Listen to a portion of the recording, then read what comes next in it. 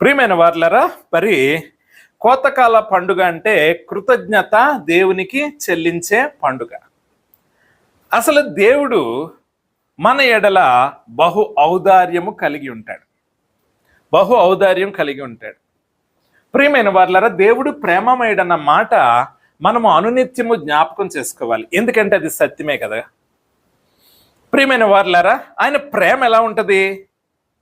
నువ్వు ఆయన్ని ఆశ్రయించావనుకో, నువ్వు ఆయన్ని ఆశ్రయిస్తే ఆయన నీకు బహు సమీపంగా ఉంటాడు. ఆయనకి ఎంత ఇష్టం అంటే మనము దీవించబడాలని, మనము ఆశీర్వదింపబడాలని, ఆయన ఎప్పుడు మన ఎడల మంచినే చెయ్యాలని తలస్తూ ఉంటాడు. ప్రియమైన వారులారా, మరి ఆయన ఎందుకు ఆ విధంగా తలస్తూ ఉంటాడంటే, దేవుడు లోకాన్ని ఎంతో ప్రేమించాడని బైబిల్ గ్రంథంలో రాయబడి ఉన్నది. ఒకసారి ఆదికాండము 26వ అధ్యాయము 12 నుంచి 17 వరకు చదువుకుందాం. ఇస్సాకు ఆ దేశమందున్న వాడై విత్తనము వేసి ఆ సంవత్సరము 100 ఫలము పొందెను. యెహోవా అతన్ని ఆశీర్వదించెను గనుక ఆ మనుషుడు గొప్పవాడయ్యను. అతడు మిక్కిలి గొప్పవాడగు వరకు క్రమక్రమముగా అభివృద్ధి పొందుతూ వచ్చెను. అతనికి గొర్రెల ఆస్తియు గొడ్ల ఆస్తియు దాసుల గొప్ప సమూహమును కలిగినందున ఫిలిస్తీలు అతని యందు అసూయపడిరి. అతని తండ్రి అయిన అబ్రహాము దినములలో అతని తండ్రి దాసులు త్రవ్విన బావులన్నిటినీ ఫిలిస్తీలు మన్ను పోసి పూడ్చివేసిరి. అబీమెలెకు, నీవు మాకంటే బహు బలము గలవాడవు గనుక మా యొద్ద నుండి వెళ్ళిపోమ్మని ఇస్సాకుతో చెప్పగా, ఇస్సాకు అక్కడి నుండి వెళ్ళి గెరారు లోయలో గుడారము వేసుకుని అక్కడ నివసించెను. ప్రియమైన వార్లారా, దేవుడు ప్రేమిస్తే ఇస్సాకు కరువు వచ్చిందని ఫిలిస్తీన్ల దేశంలోకి వెళ్ళాడు. అక్కడ పంటేశాడు, 100 ఫలమును పొందాడు. అతను ఆ ప్రాంతం అంతట్లో, అంటే ఆ రాజుగారు అసూయపడేంత వరకు ఫిలిస్తీన్లు అసూయపడ్డారు రాయబడి ఉన్నది. ఆ రాజు భయపడ్డాడు, అసూయపడ్డాడు. ఏమంటున్నాడు? నువ్వు మిక్కిలి గొప్పవాడైపోయావు కదా, దయచేసి మా యొద్ద నుండి నువ్వు వెళ్ళిపో. దేవుడంట ఇస్సాకుని ఎలాగ అభివృద్ధి పరిచాడట? క్రమక్రమముగా అభివృద్ధి పరిచాడు. ప్రియమైన వారులారా, క్రైస్తవులు ఎప్పుడైనా ఒకటి గుర్తుపెట్టుకోవాలి, మీ ఆశీర్వాదం ఎప్పుడు ఎలా ఉంటుంది? క్రమక్రమంగా ఉంటుంది. అంతేగాని సడన్గా ఏదో జాక్పాట్ తగిలినట్టు జీవితాలు మారిపోవడం అనేది దేవుని విధానము కాదు. మీ యొక్క విధానం ఎలా ఉంటుంది? క్రమక్రమంగా మారుతూ ఉంటుంది. దేవుడు ఎవరినైనా క్రమక్రమంగా పెంచుతాడు. ఇస్సాకును కూడా ఆ విధంగానే క్రమక్రమంగా పెంచాడు. అది దేవుని ప్రేమ. ఇస్సాకు అంతగా ఆశీర్వదింపబడడానికి దేవుడు ఏం చేశాడంటే, అతడు వేసిన పంటను 100 దేవుడు పండేలాగా చేశాడు. ప్రియమైన వారులారా, దేవుడు తను ప్రేమించిన వారిని ఏ విధంగా దీవిస్తాడంటే, చుట్టుపక్కల ఎవరికి 100 పంట కొయ్యలేకపోయారు, కానీ ఇస్సాకు మాత్రమే 100 పంటను తీసుకోగలిగాడు, దేవుని ద్వారా పొందుకోగలిగాడు. ప్రియమైన వారులారా, అది దేవుని యొక్క ప్రేమ. దేవుడి యొక్క ప్రేమ మన పైన ఉండబట్టే మన పంటలు సమృద్ధిగా పండుతూ ఉంటాయి. లేకపోతే మన పశువులు, పాడి పశువులు క్రమక్రమంగా వర్ధిల్లుతూ ఉంటాయి. అదేవిధంగా మన ఉద్యోగంలో కూడా మనము వృద్ధిని చూస్తూ ఉంటాం. ప్రియమైన వారులారా, యోబు గ్రంథము 42వ అధ్యాయము 12 నుంచి 16 వరకు చదువుకుందాం. యెహోవా యోబుని మొదట ఆశీర్వదించిన దానికంటే మరి అధికముగా ఆశీర్వదించెను. అతనికి 14,000 గొర్రెలను, 6,000 ఒంటెలను, 1000 జతల ఎడ్లను, 1000 ఆడుగాడిదలను కలిగెను. మరియు అతనికి 7 కుమారులను, 3 కుమార్తెలను కలిగిరి. అతడు పెద్దదానికి ఎమీమా అనియు, 2వ దానికి కెజియా అనియు, 3వ దానికి కెరెం హప్పుకు అనియు పేర్లు పెట్టెను. ఆ దేశమందంతటను యోబు కుమార్తెలంత సౌందర్యవతులు కనబడలేదు. వారి తండ్రి వారి సహోదరులతో పాటు వారికి స్వాస్థ్యములనిచ్చెను. అటు తర్వాత యోబు 140 సంవత్సరములు బ్రతికి తన కుమారులను కుమారుల కుమారులను 4 తరముల వరకు చూచెను. యోబుని ఏ విధంగా దీవించాడంట? మునిపటి కంటే మిక్కిలిగా, అత్యధికముగా దేవుడు యోబుని దీవించాడు. ముందు చాలా ధనవంతుడు.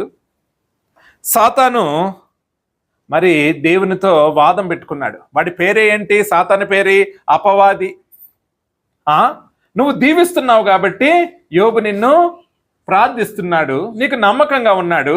నువ్వు గనక యోబుకి మరి ఆ యొక్క తనకున్నదంతా చుట్టూ నువ్వు కంచెను తీసివేస్తే యోబు నీ మొహం మీద నిన్ను తిడతాడని చెప్పాడు. దేవుడు అన్నాడు, తన ప్రాణం మాత్రం నీ వశంలో లేదు, తనకున్న ఆస్తిని అంతటిని తన కుమారులందరినీ కూడా నీకు అప్పగిస్తున్నానంటే కుమారులను చంపేశాడు. ఆస్తులన్నీ పోయాయి, అనారోగ్యం చుట్టుముట్టింది. ఎంత అనారోగ్యం అంటే అతడు మెలకువగున్నా బాధపడుతూ ఉండేవాడు. పోనీ నిద్రపోతే ప్రశాంతంగా ఉండొచ్చు ఈ బాధ నుండి అనుకుంటే, నిద్రపోతే అంటే భయంకరమైన స్వప్నాలు వస్తూ ఉండేవంట. అతని యొక్క ఊపిరి అతనికి అసహ్యం కలిగించేదంట. ప్రియమైన వారులారా, చాలా భయంకరమైన అనారోగ్యంతో యోబు సఫర్ అయ్యాడు. ఆయనను నీతిగా ఉన్నప్పుడు దేవుడు తన్ని మరలా జ్ఞాపకం చేసుకొని అత్యధికంగా, మునిపటి కంటే అత్యధికంగా దీవించాడు. కుమారులను కుమార్తెలను ఇచ్చాడు. మరలా ఎలాగంట, యోబు కుమార్తెలంత సౌందర్యవతులట ఆ దేశంలోనే కనబడలేదంట. సౌందర్యవతులు కనబడలేదంట. ప్రియమైన వారులారా, అంతేకాదు ఇదైన తర్వాత మరి ఒక 140 సంవత్సరాలు యోబు బ్రతికాడంట. 4 తరముల వరకు పిల్లల్ని చూశాడంట. బహుకాలము గడిచిన వృద్ధుడై యోబు మరణించాడంట. ప్రియమైన వారులారా, దేవుని ప్రేమ అలా ఉంటది. ఒకవేళ నీకు నష్టం కలిగినను, ఒకవేళ మరి సాతాను నిన్ను శోధించినప్పుడు, నీవు అనేక ఇబ్బందులు పడినను, నీవు దేవుణ్ణి ఆనుకున్నప్పుడు దేవుడు నీకు ఇస్తున్న మాట ఏంటంటే, మునిపటి కంటే నిన్ను అత్యధికముగా దీవిస్తాను. మునిపటి కంటే నిన్ను అత్యధికముగా దీవిస్తాను. ప్రియమైన వారులారా, ఇక్కడ ఈ వాక్యం వింటున్న బిడ్డలారా, మరి మీలో ఎవరైనా ఏ పరిస్థితుల్లో అయినా అపజయాలు పొందుకుంటున్నారా? ఆర్థికపరమైన ఇబ్బందులు మీరు ఎదుర్కొంటున్నారా? లేకపోతే ఆరోగ్య సంబంధమైన పరిస్థితులు మీరు ఎదుర్కొంటున్నారా? ఏదైనాను దేవుడు ఈరోజు నీతో మాట్లాడుతున్న మాట ఏంటంటే, యోబు లాంటి ప్రవర్తన, యోబు లాంటి నీతి, యోబు లాంటి భక్తి నీవు గనక చేస్తే మునిపటి కంటే అత్యధికముగా నిన్ను నేను దీవిస్తాను. ప్రియమైన వారులారా, ఎలాగా? మునిపటి కంటే అత్యధికముగా నేను నిన్ను దీవిస్తాను. ప్రియమైన వారులారా, దేవుని యొక్క ప్రేమ అటువంటిది, దేవుని యొక్క కృప అటువంటిది. అదేవిధంగా దేవుడు ప్రేమ చూపించినప్పుడు ఎలా ఉంటది, దేవుడు కఠినత్వం చూపించినప్పుడు ఎలా ఉంటుందో ఒకసారి చూద్దాము. ద్వితీయోపదేశ కాండము 28వ అధ్యాయము 23, 24 వచనాలు. నీ తలపైన ఆకాశం ఎత్తడి వలె ఉండును, నీ క్రిందనున్న నేల ఇనుము వలె ఉండును. యెహోవా నీ దేశపు వర్షమును ధూళిగాను బుగ్గిగాను చేయును. నీవు నశించు వరకు అది ఆకాశము నుండి నీ మీదకి వచ్చును. దేవుని కోపము కూడా భయంకరంగానే ఉంటది. ఎలా అంట? ఆకాశం ఎలా ఉంటదట? దేవుడు కోపగిస్తే ఆకాశము ఎత్తడి వలె ఉంటదంట. భూమి ఎలా ఉంటదంట? ఇనుము వలె ఉంటదట. వర్షపాతం అనేది పడదంట. ప్రియమైన వారులారా, దేవుని కోపము కూడా చాలా గొప్పగానే ఉంటది. అయితే మనం ఒకటి గ్రహించాల్సింది ఏంటంటే, కరువు అనేది దేవుడు మానవాళికి ఇచ్చే ఒక క్రమశిక్షణ చర్యల్లో భాగము, సరిదిద్దడంలో భాగము. నువ్వు దేవునికి నమ్మకంగా ఉంటే ఆయన దీవిస్తాడు. నువ్వు దేవునికి వ్యతిరేకంగా ఉంటే నిన్ను శిక్షించి సరిచేస్తాడు.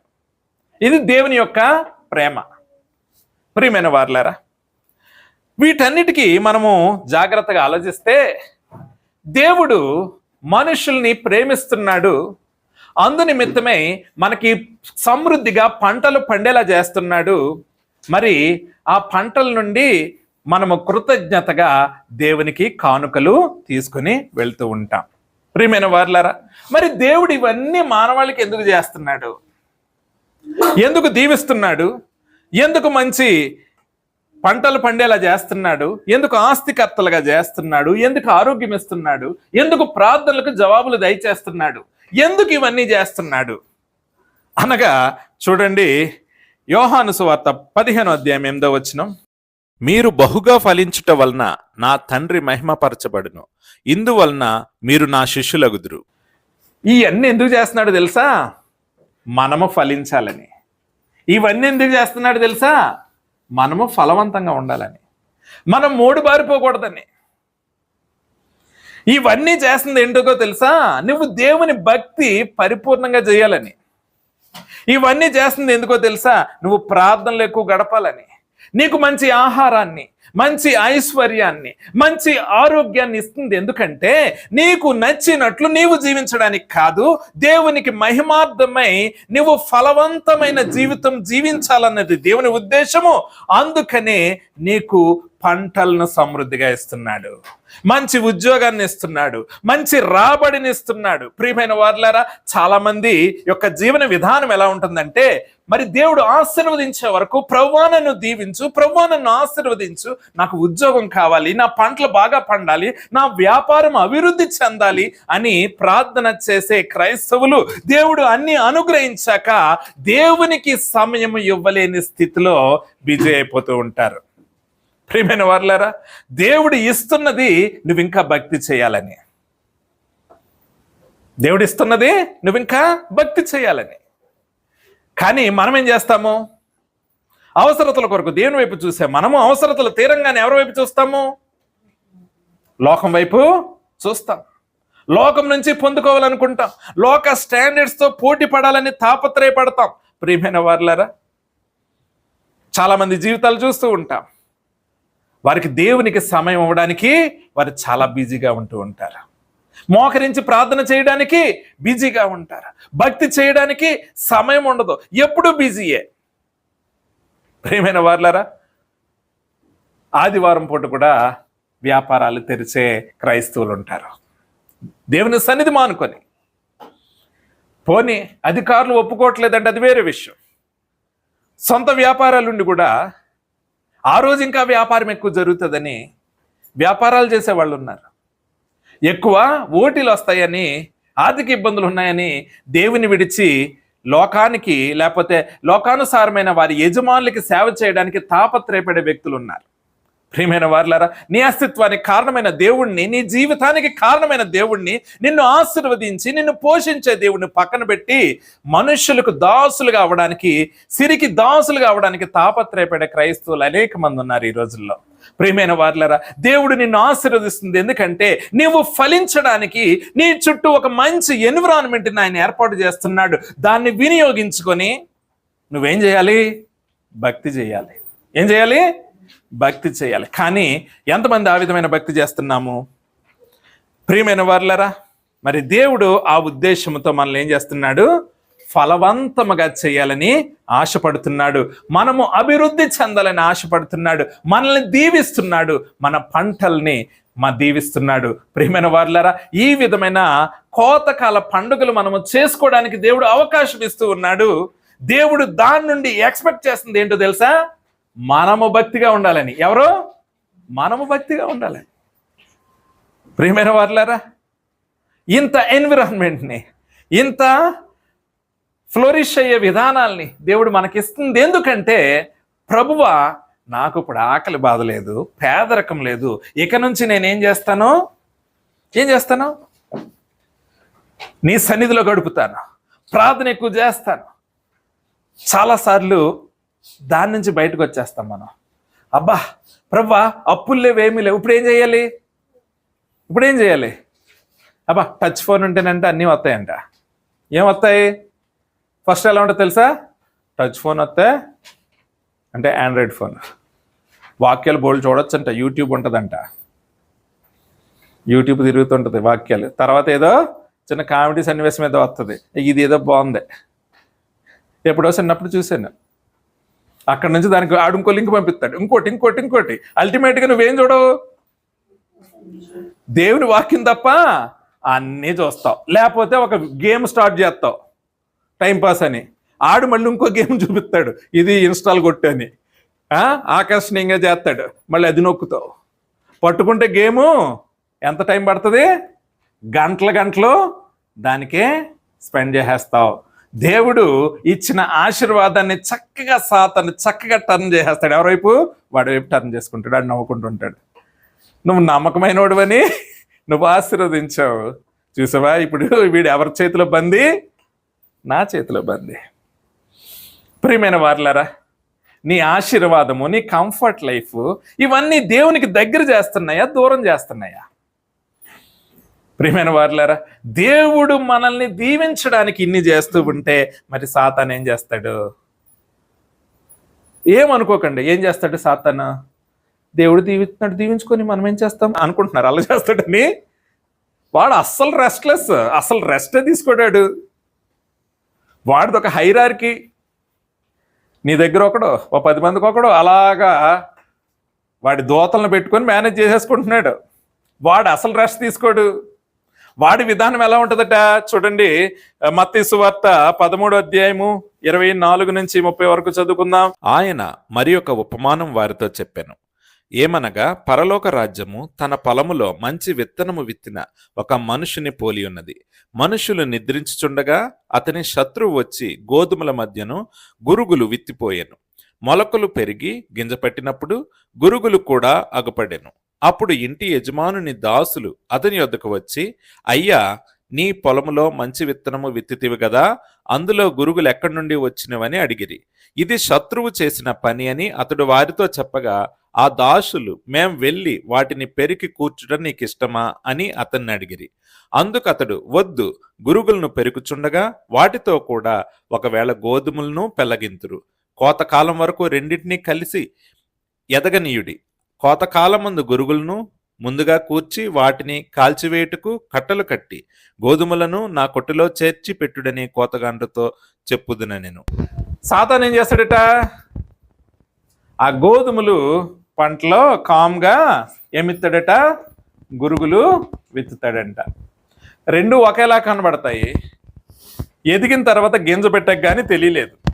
ఏమేమి ఉన్నాయంట? మధ్యలో గురుగులు కూడా ఉన్నాయి. అప్పుడు పనివారు వెళ్ళి అడిగారట, ఏమని? అయ్యా, మరి గురుగులు కనబడుతున్నాయి, ఏం చేద్దాము? మరి ఈ గురుగుల్ని జాగ్రత్తగా పొలంలోకి వెళ్ళి ఒకటొకటి పీకేయమంటారా అంటే యజమానుడు అన్నాడు, వద్దు వద్దు, రెండింటిని కలిపి ఎదగనియండి. ఎదిగిన తర్వాత మరి కోసిన తర్వాత మరి గురుగులను గోధుమలను వేరు చేసి ఆ పొట్టుని ఏం చేద్దాము? అగ్నిలో వేసి కాల్చివేద్దాం. ప్రియమైన వారలారా, ఇక్కడ సాతాను ఏం చేస్తాడంటే నిజమైన క్రైస్తవుణ్ణి, దేవునిలో బలముగా ఉన్న క్రైస్తవుణ్ణి వాడు తీసి పారేయలేడు. అర్థమైందా? నువ్వు దేవునిలో బలంగా ఉన్నప్పుడు నిన్న వాడేమీ కదిలించలేడు. కదిలించకుండా వాడు ఎప్పుడు ఏం చేస్తాడంటే దేవుడు చేసిన దానికి నకలను తయారు చేస్తాడు. నకిలీని, డూప్లికేట్ని తయారు చేస్తాడు. ఆ డూప్లికేట్ని నీ మధ్యలో పెడుతూ ఉంటాడు. అర్థమైందండి? నువ్వు దేవునిలో, విశ్వాసములో, వాక్యములో, ప్రార్థనలో నువ్వు బలంగా ఉన్నప్పుడు సాతాను నిన్నేమీ బలహీనపరచలేడు. వాడు నిన్నేమీ కదల్చలేడు. వాడు ఏం చేస్తాడంటే నీ పక్కన ఒక నకిలీని తయారు చేసి పెడతాడు. ప్రియమైన వారలారా, వాడు నకిలీని తయారు చేయడంలో, డూప్లికేట్ చేయడంలో వాడు చాలా ఎక్స్పర్ట్. ప్రియమైన వారలారా, చూడండి ఒకసారి కొరింథీయులకు రాసిన 2వ పత్రిక 11వ అధ్యాయం 26వ వచనం. అనేక పర్యాయములు ప్రయాణములలోనూ, నదుల వలనైన ఆపదలలోనూ, దొంగల వలనైన ఆపదలలోనూ, నా స్వజనుల వలనైన ఆపదలలోనూ, అన్యజనుల వలనైన ఆపదలలోనూ, పట్టణంలో ఆపదలలోను, అరణ్యంలో ఆపదలలోను, సముద్రంలో ఆపదలలోను, కపట సహోదరుల వలనే ఆపదలోను ఉంటిని. ఏంటంట? కపట సహోదరుల వలనైనా ఆపదలలోను ఉన్నాడండి. కపట సహోదరులు అంటే ఎవరు? వీళ్ళు ఎక్కడుంటారు? వీళ్ళు కపట సహోదరులు ఎవరమ్మా? సహోదరులు అన్నాడంటే క్రైస్తవులని, కానీ వాళ్ళు ఎవరట? కపట సహోదరులు. అదేంటి? ఆత్మీయ సహోదరులు ఉంటారు, ప్రేమను పంచే సహోదరులు ఉంటారు, దేవునికి నిజమైన సహోదరులుగా క్రైస్తవులు ఉంటారు. మరి ఈ కపట సహోదరులు ఎవరు? వీళ్ళు ఎక్కడి నుండి వచ్చారు? వీళ్ళు ఎవరి చేత ప్రభావం పొందుకున్నారు? వీరు సంఘాల్లో ఉంటున్నారు, క్రైస్తవ పేర్లు ధరిస్తున్నారు, కానీ వీరు కపట సహోదరులని పౌలు చెప్తున్నాడు. వీరిలో భక్తి లేదు, విశ్వాసము లేదు, వీరు నామకార్థపు క్రైస్తవులు. ప్రియమైన వారులారా, మరి చూడండి, వీరు ఎలాంటి వారంటే వీరు క్రియలను ఆధారం చేసుకుంటారు, దేవుణ్ణి ఆధారం చేసుకుంటారు. క్రియలను ఆధారం చేసుకుంటారు. ఎవరిని ఆధారం చేసుకోరమ్మా? దేవుణ్ణి ఆధారం చేసుకోరు. తీతుకు రాసిన పత్రిక 3వ అధ్యాయం 5వ వచనం. మనము నీతిని అనుసరించి చేసిన క్రియల మూలముగా కాక తన కనికరము చొప్పుననే పునర్జన్మ సంబంధమైన స్నానము ద్వారాను పరిశుద్ధాత్మ మనకు నూతన స్వభావము కలుగజేయట ద్వారాను మనలను రక్షించెను. చాలా మంది అనుకుంటున్నట్లు నేను మంచివాడిని కనుకనే దేవుడు నన్ను ఏర్పాటు చేసుకున్నాడు. కాదు, నీ క్రియలను బట్టి కాదు. చాలా మంది వారి క్రియలను బట్టి గొప్పగా ఫీల్ అవుతూ ఉంటారు. క్రైస్తవులు, దేవుని వాక్యము తెలియని క్రైస్తవులు ఎలా ఫీల్ అవుతుంటారు? నేను ఎందుకు దేవుని చేత ఏర్పాటు చేయబడ్డానో తెలుసా? నేను చాలా మంచివాడిని, ఫస్ట్ నుంచి కూడా నాకు ఇతరుల ఎడల జాలి ఎక్కువ, నేను మంచివాడిని, దేవుడు నా మంచితనం చూసి దేవుడు నన్ను ఎన్నుకున్నాడు. అంటే దేవుని వాక్యం చెప్తుంది, నీ నీతి క్రియల వలన కాదు, పునర్జన్మ సంబంధమైన స్నానం వలనను పరిశుద్ధాత్మని వలనను నీవు ఆయన బిడ్డగా చేయబడ్డావు. ఇందులో నీ గొప్పతనం ఏమీ లేదు, ఆయన కృప చూపించాడు. ఇదంతా ఆయన గొప్పతనమే. ప్రియమైన వారులారా, క్రియలు అనగా క్రియలను బట్టి ఆలోచించేవారు దేవునిని విశ్వసించరు, కానీ దేవుని ప్లేస్లో ఎవరిని పెట్టుకుంటారు? వారిని వారు పెట్టుకుంటారు. ఎలా అంటే, నేను మంచోడిని కాబట్టి దేవుడు ఎన్నుకున్నాడు అంటే ఏంటి అర్థం? ఫస్ట్ నేను కరెక్ట్, ఇంకా దేవునికి తప్పదు కాబట్టి ఆయన ఎన్నుకోవాల్సి వచ్చింది. ఇంతేనా అర్థం? అంతే కదా, అర్థం చేసుకోవాలి. ఎలాగంట, నేను మంచోడిని కాబట్టి దేవుడు నన్ను ఎన్నుకున్నాడంటే దాని అర్థం ఏంటి? ఫస్ట్ నేను రైట్, సెకండ్ దేవుడు ఎన్నుకున్నాడు. నేను మంచోడిని కాబట్టి ఆయన ఎన్నుకోడు కదా, అంటే ఇక్కడ ఎవరు గ్రేట్ అని అనుకోవాలి? వాడే గ్రేట్. ప్రియమైన వారులారా, చాలా మంది ఇలాగా రకరకాల ఆలోచనల్లో మరి ఉంటూ ఉంటారు. నేను గొప్పోడిని, నా క్రియలతో నేను ఏదో సాధిస్తాను, నా ప్రయాసతో ఏదో సాధిస్తాను, అంతేగాని దేవుని వలన నేను పొందుకుంటున్నానన్న విధానాన్ని వారు పక్కన పెడుతూ ఉంటారు. ప్రియమైన వారులారా, అదే విధంగా చూడండి, వేషధారులు కొంతమంది. ఎవరంటమ్మా? వేషధారు. మత్తయి సువార్త 7వ అధ్యాయం 3వ వచనం. నీ కంటిలోనున్న దూలమునెంచక నీ సహోదరుని కంటిలోనున్న నలుసును చూచుట ఎలా? చాలా మంది వేషధారులైన క్రైస్తవులు ఎలా ఉంటారో తెలుసా? ఎదుటి వారి క్రైస్తవుల యొక్క లోపాలను ఎంచి చూపిస్తూ ఉంటారు, కానీ వీడిలో మార్పు అయితే ఉండదు. చర్చికి వస్తాడు, ఏం ఉపయోగం? భక్తి లేదు. ఎవరైనా దొంగతనం చేయొచ్చా? అబద్ధం ఆడొచ్చా? మొన్నే వాక్యం చెప్పారు కదా పాస్టర్ గారు, అబద్ధానికి జనకుడు సాతానని. నోరు తెరితే అబద్ధం. నీ అబద్ధాలు బయటపడినంత వరకు వాడిని అంటాం.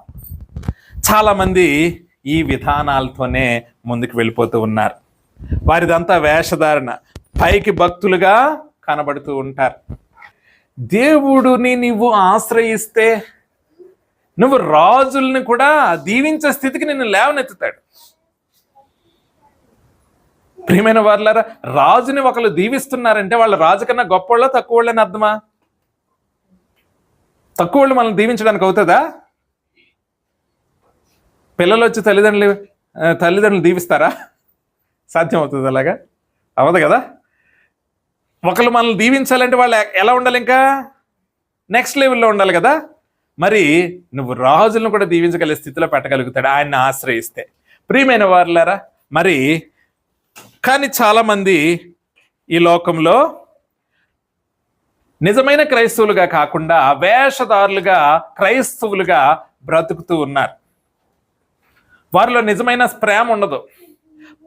అందరిలోని లోపాలు ఎత్తుతారు, కానీ వారి లోపాలను వారు ఏం చేస్తారు? నిర్లక్ష్యం చేస్తారు. ఎలాగా?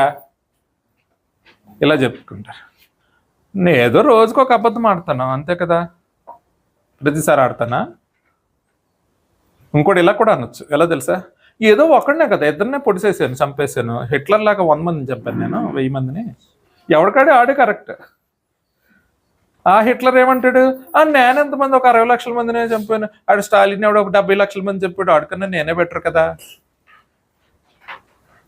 అర్థమైందండి? ఎవరికాళ్ళే వాళ్ళు కరెక్ట్ కదా. కానీ వాక్యము నిజమైన అర్థము నువ్వేంటో నీకు తెలియజేస్తుంది. ఒక గొప్ప దైవజనుడంట బైబిల్లో లోపాలని కనుక్కోవాలని బైబిల్ కొనుక్కొని చదవడం ప్రారంభించాడంట. తర్వాత అతను క్రైస్తవుడిగా మారాడంట. అప్పుడు ఆ వ్యక్తిని అడిగాడంట అతని బంధువు, ఎందుకు నువ్వు క్రైస్తవుడిగా మారిపోయావు? మనం చాలా పెద్ద కులం వాళ్ళమే, మనం అంత వాళ్ళమే ఇంత వాళ్ళమే అంటే అప్పుడు ఆ యొక్క దైవజనుడు అన్నాడంట, నేను బైబిల్లో లోపాలని ఎతకాలని చదవడం ప్రారంభించాను, బైబిల్ నాలో లోపాలని బయట పెట్టింది, కనుక నేను క్రీస్తుకి దాసుడిగా మార్చబడ్డాను. ప్రియమైన వారలారా, నీవు నిజంగా దేవుని వాక్యాన్ని ఎంత నిజాయితీగా చదువుతున్నావు, ఎంత నిజాయితీగా వింటున్నావు, ఎంత నిజాయితీగా పాటించాలని తాపత్రయపడుతున్నావు? ఒకవేళ నీవు గనక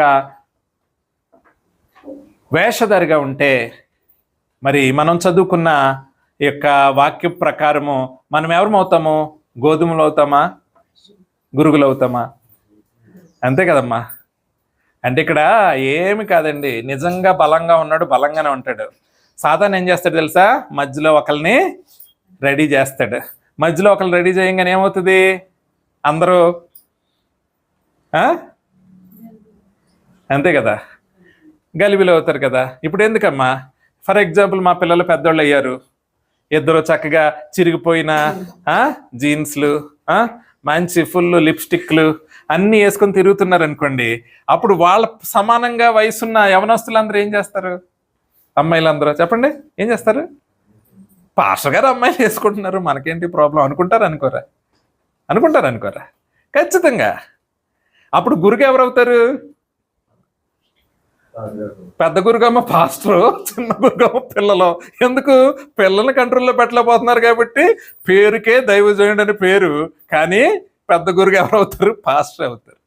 ప్రియమైన వారులారా, ప్రజలందరూ ఏమనుకుంటారు? అదే తప్పు అయితే పాస్టర్ గారు ఎందుకు చేస్తారు? పాస్టర్ గారు చేయరు కదా, వాళ్ళ పిల్లలతో చేయించరు కదా, సో మనము కూడా తప్పు లేదు. ప్రియమైన వారులారా, ప్రతిదీ మనము సాతాను ఆ విధంగా ఎవరిని బట్టి మనము గలిబిలు అవుతున్నామో గమనించుకోవాలి, వారే గురుగులని అర్థం చేసుకోవాలి. అర్థమైందండి?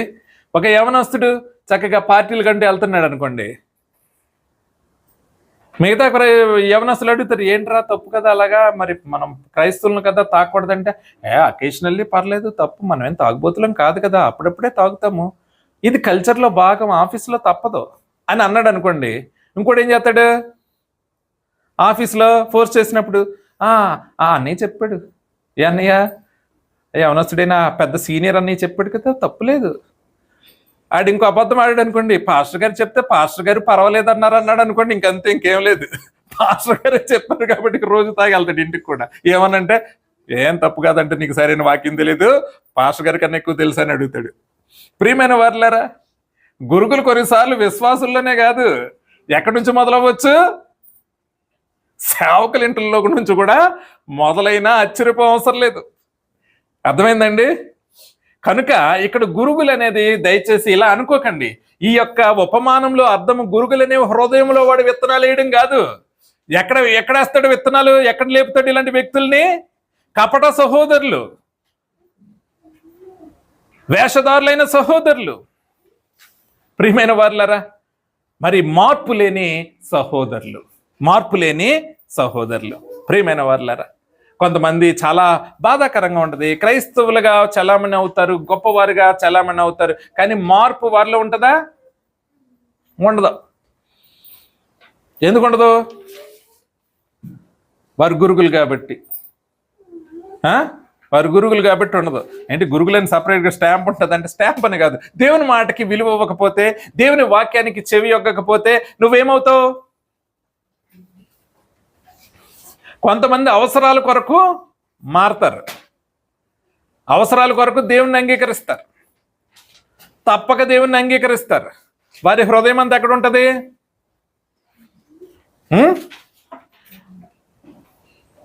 మంచిగా చెప్పనా, మీకు ఎక్స్ప్లెయిన్ చేయనా? కొంతమంది దేవుణ్ణి నమ్ముకుంటారు, ఎలాగో తెలుసా? ఆయన కల్లో కనబడ్డాడండి, నన్ను స్వస్థపరిచాడు, నాకు చాలా అప్పులు అయిపోయాయండి.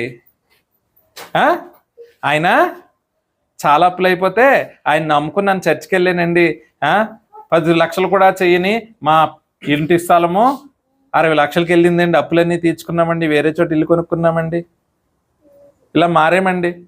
Okay, next. వీళ్ళకి దేవుని యొక్క విధానం ఏంటో తెలుసా? లాభం. ఏంటి? లాభం. అందుకనే వీళ్ళు రోజులను బట్టి ప్రయాణాలు చేస్తారు. వీళ్ళు ఏది గమనించలేకపోయారు? యేసుక్రీస్తు సర్వశక్తుడైన దేవుడు, ఆయన కన్నా మించిన శక్తి ఏది లేదు. ఆయన మనకి సమీపంగా ఉంటాడు, ఆయనకి ఎదురు నిలిచేది ఏది ఉండదు. ఆయనకు మనకు తోడుంటే మనము దీవించబడతాము, ఆయన బిడ్డలుగా ఉంటాము, ఆయన రాజ్య వారసులుగా ఉంటాం అని ఖచ్చితంగా మనము స్టాండ్ అవుతాం. కానీ ఇలా కాకుండా నమ్ముకున్న వారు ఎలా ఉంటారు? ఎదురులు చూసుకుంటారు, రోజులు చూసుకుంటారు. అర్థమైందండి? డబ్బులు కలిసి వస్తే క్రైస్తవులు కాని వారికి కూడా వివాహాలు చేస్తారు. వీళ్ళు ఏం చూస్తారు? లాభం మాత్రమే చూస్తారు. ఏం చూస్తారు? ఎలా కలిసి వస్తుంది? యేసుక్రీస్తు ద్వారా అప్పుల నుంచి బయటకు పడ్డాము, యేసుక్రీస్తును బట్టి ఆరోగ్యం పొందుకున్నాము, యేసుక్రీస్తును బట్టి కొంత మేలు జరిగింది, ఇప్పుడేం చేయాలి? ఇంకో రకంగా మేలు జరుగుతున్నప్పుడు రెండింటిని మిక్స్ చేసేద్దాం. ఎలాగా? మొట్టమొదట చర్చిలోనే పెళ్లి చేస్తాం, తర్వాత వేరే చోట పెళ్లి చేస్తాం. ఏంటిది? నువ్వు ముహూర్తాలు చూస్తున్నావా? నువ్వు ఎదురులు చూస్తున్నావా? నువ్వు నిజంగా దేవుడు సర్వశక్తిమంతుడని నమ్ముతున్నావా లేదా? ఇల్లు కొంటున్నప్పుడు, ఇల్లు మారుతున్నప్పుడు పాలు పొంగిస్తున్నావా? పసుపులు రాస్తున్నావా? క్రైస్తవుడుగా ఉండి హల్దీ ఫంక్షన్లు చేస్తున్నావా? అన్యాచారాల్ని ఘనముగా నీ బంధువుల మెప్పు కొరకు నువ్వు ప్రదర్శిస్తున్నావా? నీకు దేవుడు అర్థమే కాల. నువ్వు పేరుకు మాత్రమే క్రైస్తవుడు, కానీ నిజముగా చెప్పాలంటే నువ్వు వేషధారివి. ఇంకా చెప్పాలంటే నువ్వు మార్పు చెందని, మారు మనస్సు లేని క్రైస్తవుడివి. ఒకనొక రోజు నువ్వు గురువుగానే మిగిలిపోతావు. నీ యొక్క ఫైనల్ డెస్టినేషన్ ఏంటో తెలుసా? ఫైర్, ఆరని అగ్ని. నీ జీవితంలో మార్పు లేదు. ఇంకా మూఢనమ్మకాలు పట్టుకొని ఏలాడుతూ ఉంటావు, జాతకాలు అంటావు. ప్రియమైన వారులారా, ఆ రోజుకి ఆ డ్రెస్ అంటావు, ఆ రత్నాలు ధరించాలంటావు. ఇలాంటి క్రైస్తవులు కూడా ఉన్నారంటే దాని అర్థం ఏంటో తెలుసా? వారు క్రీస్తు యొక్క శక్తిని కాదు, కానీ వారి లాభాలని ఆశించి వారు ఏం చేస్తారు? క్రైస్తవులుగా చలామణి అవుతూ ఉంటారు. ఇలాంటి గురుగులను చూసుకున్న వ్యక్తులు, నిజమైన క్రైస్తవులు కూడా ఏం చేస్తారంటే, ఏదన్నా పని అవ్వకపోతే వాడు చెప్పాడు అనుకోండి, అదేంటి అమావాస్య రోజు వెళ్ళావా? బలెటోడువే, అమావాస్య రోజు వెళ్ళకూడదు, మేము ఎప్పుడూ అమావాస్య రోజు వెళ్ళము, నువ్వు వెళ్ళావా? కొంతమంది అటు ఇటు ఊగిసలాడే క్రైస్తవులు ఏం చేస్తారు? ఈ మాటలు విని ఏం చేస్తారు? ఆహా, తప్పులేదా, నేను చేస్తాను. నువ్వు కూడా గోధుమ గుండ ఏమైపోతున్నావు? గురుగైపోతున్నావు, అంతే. దీనివల్ల దేవునికి వచ్చిన నష్టమేమీ లేదు. నీకన్నీ కల్పిస్తాడు, రేపొద్దున చదివేస్తాడు. నీకింత చేసా, ఇంత చేసా, ఇంత చేసా, నా కొరకు నువ్వేమి చేసావు? క్రైస్తవ జీవితం అంటే నీకు ఆట అనుకుంటున్నావా? గేమ్ అనుకుంటున్నావా? ఇదేదో ఆచారంగా కొనసాగించేద్దాం అనుకుంటున్నావా? ఆయన రోషము కలిగిన దేవుడు. నాలో ఫలించని ప్రతి చెట్టు కొమ్మ ఏమైపోతుంది? ఎండిపోతుంది, ఫైనల్గా అగ్నికి ఆహుతి అయిపోతుంది. అప్పుడు ఆయన కనికరించడం. నువ్వు ఎవరి మెప్పు కొరకు జీవిస్తున్నావు? క్రీస్తు మెప్పు కొరక, నీ బంధువుల మెప్పు కొరక, నీ సహోదరుల మెప్పు కొరక, నీ తోటి క్రైస్తవుల మెప్పు కొరక? దేవుని మెప్పు కొరకు జీవించు. క్రీస్తు ఈ లోకంలోకి దేవాది దేవుడై ఉండి రిక్తునిగా ఈ లోకంలోకి వచ్చాడు. పౌలు అది గ్రహించి తనకున్నదంతా వదిలిపెట్టి రిక్తునిగా ఆయన బిడ్డగా సంచారం చేశాడు. ఆయనకి నమ్మకమైన సేవకుడిగా నిలబెట్టాడు, నమ్మకమైన సేవకుడిగా నిలబడ్డాడు. మరి నీవు వింటున్న ఈ వాక్యాలను బట్టి నువ్వు నమ్మకమైన బిడ్డగా దేవునికి ఉంటున్నావా? లేకపోతే లోకంలో ఒక అడుగు, బయట ఒక అడుగు, లోకంలో ఒక అడుగు, బయటకు ఒక అడుగు. నీ యొక్క వేషధారణ, నీ యొక్క టైం పాస్ ఈవెంట్ల వలన నువ్వు అనుకోకు నేను గొప్ప క్రైస్తవుడినని. కొంతమంది వేషధారణ, మార్పు చెందని, మారు మనసు చెందని జీవితాలు ఎలా ఉంటాయి తెలుసా? ఒక క్రైస్తవ అధికారి కనబడ్డాడు అనుకోండి, మేము క్రైస్తవులమే. క్రైస్తవుడు కానీ ఒక అధికారి కనబడ్డాడు అనుకోండి, ఒకనొకప్పుడు మేము మీలాగే, తర్వాతే దేవుడు ఎందుకు నమ్ముకున్నాం? మా అమ్మ నాన్న నమ్ముకున్నారు, మేము నమ్ముకున్నాము. ఎవరిని పడితే వాళ్ళని నువ్వు తృప్తిపరచాలని చూస్తూ ఉంటే, ప్రియమైన వారలారా, ఒక్కొక్కసారి దేవుడు ఏం చేస్తాడు తెలుసా? ఆకాశాన్ని ఎత్తడి వలె, భూమిని ఇనుము వలె చేసేస్తాడు. అవకాశాలు దొరకవు. ప్రియమైన వారలారా, నువ్వు ఏ మనుషుల గురించి ఎంటబడ్డావో, ఏ మనుషులను తృప్తిపరచడానికి, సంతోషపరచడానికి తాపత్రయపడ్డావో, వాళ్ళందరూ నిన్ను అసహించుకునేలా చేస్తాడు. ఎందుకంటే నీకు దగ్గర దేవుడు ఉన్నంత వరకే నీకు విలువ, కానీ ఒక్కసారి దేవుడు పక్కకు వస్తే నీకు ఏమీ విలువ ఉండదు. నువ్వు అనుకుంటావు, నా డబ్బును బట్టి నాకు విలువిస్తారు. నో, నీకన్నా ధనవంతులు లేరా ఈ భూమి మీద? ప్రియమైన వారలారా, నీ డబ్బు నీకు విలువనవ్వదు, నీ అందం నీకు విలువనవ్వదు. అందం గురించి కూడా ఒక మంచి మాట ఉంటుంది కదా బైబిల్లో, ఏంటంట? అందము మోసకరము, సౌందర్యము వ్యర్థము. నెక్స్ట్ ఏంటి? యెహోవా యందు భయభక్తులు కలిగిన స్త్రీ కొనియాడబడును. నువ్వు ఎంత అందంగా ఉన్నా కొనియాడబడవు, నీకెంత అలంకరించుకున్నా కొనియాడబడవు, నీకెంత సంపద ఉన్నా నువ్వు కొనియాడబడవు. కానీ యెహోవా యందు భయభక్తులు కలిగిన స్త్రీ కొనియాడబడుతుంది. ప్రియమైన వారలారా, నువ్వు ఎలా ఉంటున్నావు? గురుగులను చూసి నీలో మార్పులు వస్తున్నాయా? చాలా బాధాకరం కదా. దేవుని ప్రేమను ఎందుకు నువ్వు పెడచెవిన పెడుతున్నావు? ఆయన వాక్యాన్ని ఎందుకు నిర్లక్ష్యం చేస్తున్నావు? ఆయన్ని ఎందుకు అనుసరించలేకపోతున్నావు? జాగ్రత్త, ఒకనొక రోజు దేనికదే డివైడ్ అయిపోయే రోజు వస్తుంది. ప్రియమైన వారలారా, అదేవిధంగా ఇందులోనే ఒక రకమైన వ్యక్తులు ఉంటారు, సంఘాన్ని చెరిపే వ్యక్తులుగా ఉంటారంట. కొంతమంది ఎలా ఉంటారట? సంఘాన్ని చెరిపే వ్యక్తులుగా ఉంటారు. చూడండి, చక్కగా సంఘం వెళ్ళిపోతూ ఉంటుంది. ఒక సంఘం చక్కగా సహోదరుల వలె ఉంటారు. ఒకడు వస్తాడు ఎక్కడి నుంచో వచ్చి అంటాడు, నీ గురించి ఆ బెదరేమన్నాడో తెలుసా? అవునా? ఎంత ప్రేమించాను. బాధ ఉంటుంది కదా ఎవరికైనా, నేను ఎంతో ప్రేమించాను, హాస్పిటల్లో ఉంటే వెళ్ళాను, కష్టం అంటే సహాయం చేశాను, నన్ను ఎంత మాట అన్నాడా? అప్పుడు ఇతను అంటాడు, ఏమంటాడు? ఒకనొక రోజు తిండి లేని పరిస్థితుల్లో వారిని నేను ఆదరిస్తే ఇప్పుడు ఇలా అంటున్నాడా అంటాడు. మళ్ళీ వెంటనే అక్కడికి వెళ్తాడు. ఒకనొకప్పుడు నీకు గతి కూడా లేదంట కదా, ఆయనే చూసేటట్టు కదా, ఆయన కొత్త గొప్పలు చెప్పుకుంటున్నాడు అంటాడు. మళ్ళీ అక్కడికి వెళ్ళి అప్పుడు ఏమవుతుంది? ఇద్దరు ఏమవుతారు? విడిపోతారు. అంతే. ఏంటా మీ ఇద్దరు మాట్లాడుకోవట్లేదా? మాట్లాడుకోవట్లేదు.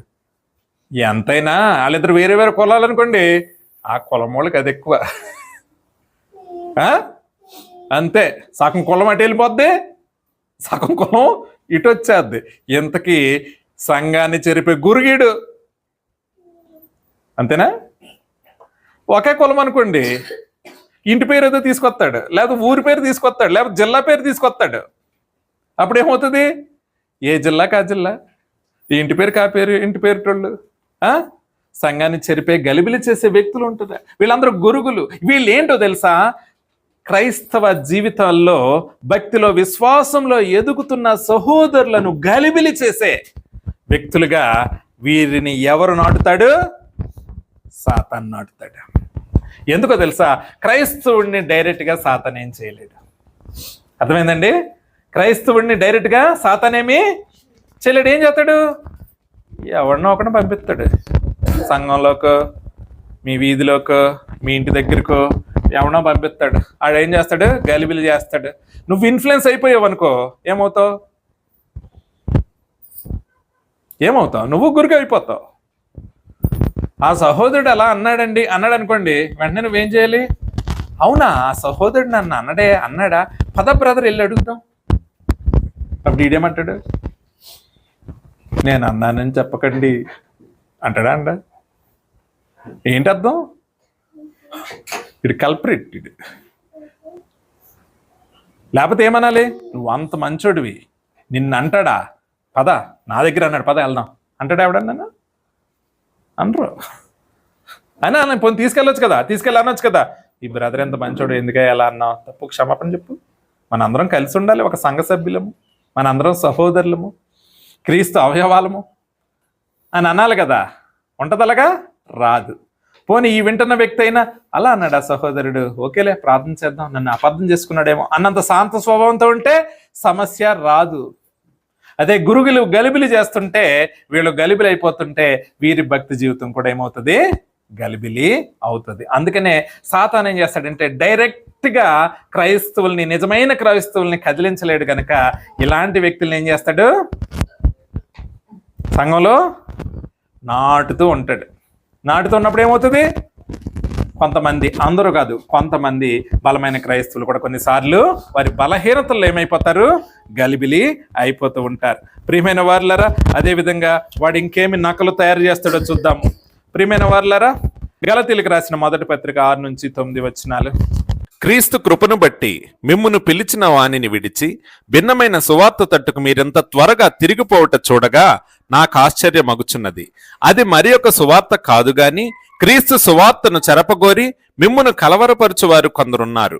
మేము మీకు ప్రకటించిన సువార్తగాక మరి ఒక సువార్తను మేమైనను పరలోకము నుండి వచ్చిన యొక్క దూత అయినను మీకు ప్రకటించిన ఎడల అతడు శాపగ్రస్తుడవునుగాక.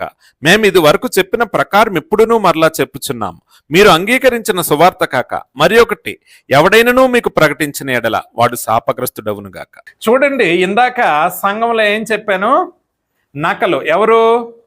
ఆ గురుగులు క్రైస్తవులే, అంటే నామకార్థపు క్రైస్తవులు, లేకపోతే దేవుని అంటి పెట్టుకుని ఉండని క్రైస్తవులు.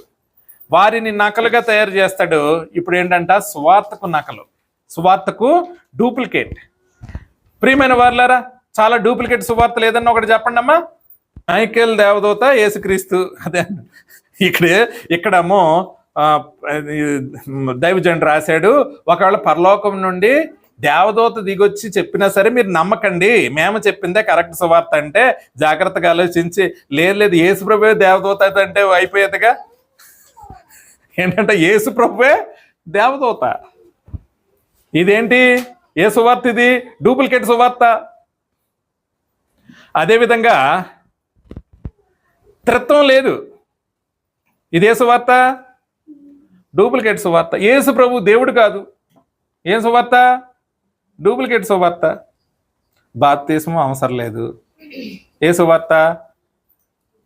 డూప్లికేట్ సువార్త. నరకం లేదు. ఏ సువార్త? డూప్లికేట్ సువార్త. అవునా? డూప్లికేట్ సువార్త. మరి నమ్ముతున్నారా? చూడండి, లక్షలు ఉన్నారు అందరికీ, ఎవరో తక్కువ లేరు, లక్షలు. నరకం లేదనగానే ఎంతమందికి ఆనందం అండి? గెంతులు వేసేమో నరకం లేదంటే. ఇక్కడ కూర్చుందే నరకాన్ని తప్పించుకోవడానికి కదా. ప్రియమైన వాళ్ళారా, దేవుణ్ణి ప్రేమించి దగ్గరికి వచ్చే వాళ్ళకన్నా నరకం అంటే భయపడి వచ్చిన వాళ్ళు ఎంతమంది? ఎక్కువ మంది. ప్రియమైన వాళ్ళారా, చూడండి, ఇలాంటి రకరకాల డూప్లికేట్ సువార్తల్ని సాతాను పంపిస్తూ ఉంటాడు. మనకి ఏది వినసొంపుగా ఉంటుందో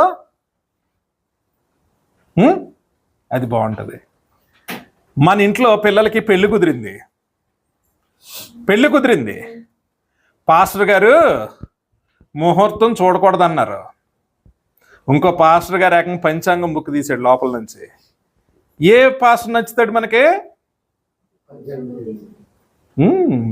అది అర్థమైందా? డూప్లికేట్ సువార్తలు మన మధ్యలో ఉంటాయి. ఆ దేవుడు అంటాడు ఏ దినమైనా నేను చేసిందే కదా. ఒక దినంలో దేవుడు 6 ప్యాక్ లో కనబడి ఒక దినంలో అలా భక్తి ఇచ్చిపోయి ఉంటాడు ఏంటి? ఏ దినమైనా ఆయన ఆదిలో ఉండదా? నీ అనుకూలంగా పెట్టుకో. మాకు ఆ రోజు సెలవులు ఉన్నాయండి, పిల్లలకి పరీక్షలు లేవండి, ఇవన్నీ లెక్కలు వేసుకొని మా వాళ్ళు ఊరు చాలా దూరంలో ఉన్నారండి, వేరే రాష్ట్రాల్లో ఉన్నారు, వారు రావడానికి వారం రోజులు పడుతుంది కాబట్టి వాళ్ళకి అప్పుడు సెలవులు కాబట్టి అప్పుడు అవన్నీ ఓకే. ముహూర్తం బుక్లు, పంచాంగం బుక్లు తీసి పెట్టకపోతే పాస్టర్ని తిట్టేసుకునే వాళ్ళు ఉన్నారు. ఈ పంచాంగం తీసేవాడు ఏమంటాడు తెలుసా? దేవుడు కూడా మంచి దినాలన్నీ చేశాడండి, మనం అయ్యి పాటించాలి ఈ పాటించాలి. ఇదొక గురుగు, ఈ గురుగులన్నింటికి ఈ గురుగు ఇష్టమవుతాడు. అవునా కదా? చెప్పండి అమ్మా, చెప్పండి. అవును. ఏ గోధుమ ఇష్టం ఉండదు అమ్మా? పాలు పొంగించాల్సిన అవసరం లేదు, ఇల్లు బాగా ప్రార్థన చేసుకోవాలంతే, బాగా ప్రార్థన చేద్దామంటే నచ్చదు. ఏ గురికి ఇష్టం?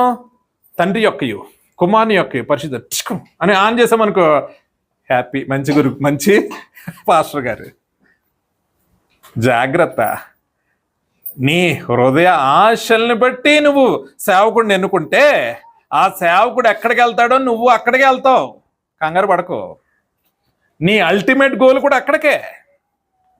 నీ ధనాన్ని ఆశించి ఆయన అలా చేస్తున్నాడేమో, నువ్వు నీ సాంప్రదాయాలని నీ ఆచారాలని అతన్ని నువ్వు ప్రోత్సహిస్తున్నావేమో. ఒకానొక రోజు ఇద్దరు ఒకే చోట ఉంటారు. ఎక్కడుంటారు? ఎక్కడుంటారు? అక్కడే. ఏ పాలు నీకు సుఖ సంతోషాలు తీసుకొస్తాయా? దేవుడు నీకు సుఖ సంతోషాలు తీసుకొస్తారా? చెప్పండి అమ్మా. దేవుడా పాలా? తెలిసి ఎందుకు చేస్తాం? చాలాసార్లు ఇటువంటి ఆలోచన విధానాలను బట్టే మనం ఏమైపోతున్నాము? దేవునికి దూరం అయిపోతున్నాం. ప్రతిదానికి దేవుని యొక్క ఆయన ఏంటి? అద్వితీయ దేవుడు. ఆయన గాడ్ ఆఫ్ ఆల్మైటీ, సర్వశక్తిమంతమైన దేవుడు. ఆయన్ని బట్టి మనం పోల్చుకోవాలన్నమాట ఏదైనా. ఏమ్మా? ఎలా అంటే, ఫర్ ఎగ్జాంపుల్ బయటికి వెళ్తుంటే, అమ్మా నువ్వు ఎదురొస్తే నాకు ఉద్యోగం వస్తుందంటే అవుతుందా? దేవుడు అక్కడ కార్యం చేస్తే వస్తుందా? ఈమె ఎదురొచ్చేదంతా చేస్తుంటే ఇంకేముంది? ఎన్నికల్లో కూడా మనం నామినేషన్ వేసేసి రామ్మా నేను ఎమ్మెల్యే అయిపోతానంటే అయిపోతాం. అవుతామా? అందుకని అంటున్నాడు పౌలు, ఈ యొక్క సువార్త కాకుండా మరి ఏ సువార్త వచ్చినా. ప్రియమైన వారులారా, కొంతమంది అంటారు తండ్రిని దేవుడు కాదు, అందరూ యేసు ప్రభువే. ఇదొక బోధ. తెలుసా మీకు? తండ్రి ఎవరు? యేసు ప్రభు. కుమారుడు ఎవరు? యేసు ప్రభువే. పరిశుద్ధాత్ముడు ఎవరు? యేసు ప్రభువే. ఇదో సువార్త. ఇది కరెక్టా? డూప్లికేట్ సువార్త ఇది. తండ్రి, కుమార, పరిశుద్ధాత్ముడు ముగ్గురు వ్యక్తులుగా ఉన్నారు. వారు త్రియేక దేవుడిగా మనము ఆరాధిస్తాం. ప్రియమైన వారులారా, ముగ్గురుగా ఉన్నారు, ముగ్గురుగా ఉంటారు, కానీ దైవత్వంలో వారు ఏకమై ఉన్నారు. యేసుక్రీస్తు సర్వశక్తిమంతుడైన దేవుడే, తండ్రియు సర్వశక్తిమంతుడైన దేవుడే, పరిశుద్ధాత్ముడు సర్వశక్తిమంతుడైన దేవుడే. ప్రియమైన వారులారా, అదేవిధంగా మరి ఇంకోటి చెప్పుకుందాం. ప్రకటన గ్రంథం 2:9. నీ శ్రమను దరిద్రతను నేనెరుగుదును, అయినను నీవు ధనవంతుడివే. తాము యూదులమని చెప్పుకొనుచు యూదులు కాక సాతాను సమాజపు వారి వలన నీకు కలుగు దోషణనే నేనెరుగుదును. నువ్వు పొందబోవు శ్రమలకు భయపడకము. ఇదిగో మీరు శోధింపబడినట్లు అపవాది మీలో కొందరిని చెరలో వేయింపబోచున్నాడు. 10 దినములు శ్రమ కలుగును, మరణం వరకు నమ్మకముగా ఉండుము, నేను నీకు జీవ కిరీటం ఇచ్చేదను. ఒక సంఘము, స్ముర్ణ అనే సంఘం గురించి దేవుడు రాసిన మాటలు ఇవి. నువ్వు పేదవాడివే గాని నువ్వు భక్తిలో చాలా ధనవంతుడవు.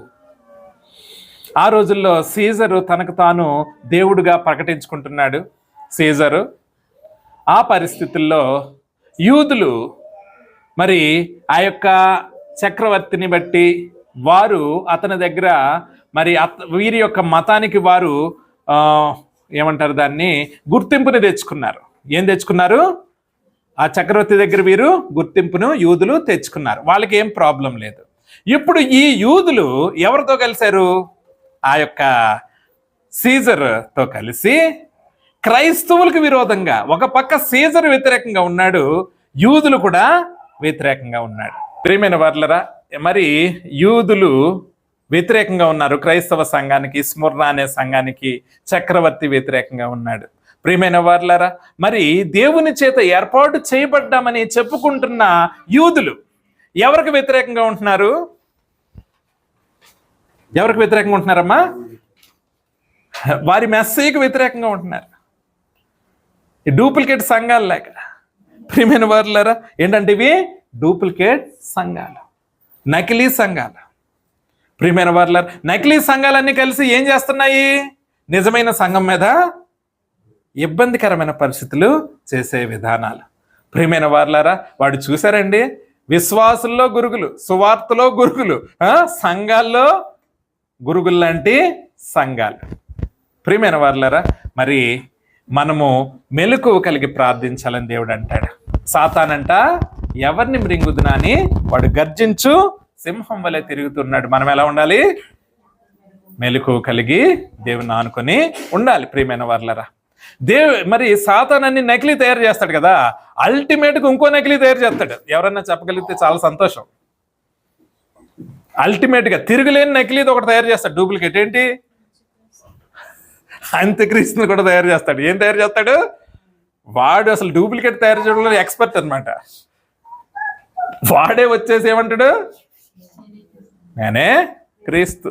ఒక వ్యక్తిని తయారు చేస్తాడు. ఎలా తయారు చేస్తాడట? అంత్యక్రీస్తులాగా. అది కూడా త్రిత్వాన్ని వాడు డూప్లికేట్ చేస్తాడు. ఎలాగా? లూసిఫర్ సాతాను తండ్రి, ఈ అబద్ధ క్రీస్తు వాడి కుమారుడు, వాడి దగ్గరుండే ప్రవక్త పరిశుద్ధాత్ముడు. చూసారండి, డూప్లికేట్ తయారు చేయడంలో వాడు చాలా ఎక్స్పర్ట్. అప్పుడు ఎంతమంది మోసగింపబడతారు? చాలా మంది మోసగింపబడతారు.